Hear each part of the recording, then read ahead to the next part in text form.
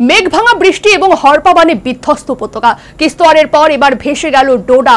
মৃত অন্তত 4, বহু মানুষ নিখোঁজ।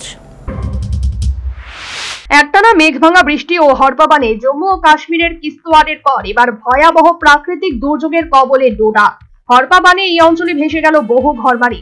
দুর্ঘটনার জেরে মৃত্যু হয়েছে অন্তত 4 জনের, বহু মানুষ নিখোঁজ বলে জানা গিয়েছে। ক্ষতিগ্রস্ত হয়েছে প্রায় 10টি বাড়ি। আবহাওয়া দপ্তর জম্মু কাশ্মীরের কাঠুয়া, সাম্বা, ডোডা, জম্মু, রামবান, কিশতওয়ার সহ একাধিক জেলায় ভারী বৃষ্টির সতর্কতা জারি করেছে।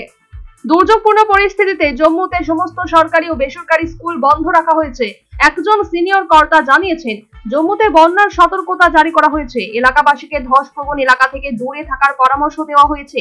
জানা গিয়েছে, অগাস্ট মাসে মেঘ ভাঙা বৃষ্টিতে আকস্মিক বন্যার কারণে জম্মু ও কাশ্মীরের কিশতওয়ার জেলার 400টি গ্রামে 60 জনের মৃত্যু হয়েছে।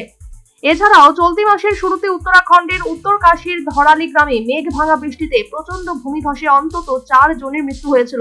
সম্প্রতি জম্মু ও কাশ্মীরের কাঠুয়া, ডোডা, জম্মু, সাম্বা, রামবান এবং কিস্তওয়ার জেলাগুলিতে ভারী থেকে অতি ভারী বৃষ্টির সতর্কতা জারি করা হয়েছিল।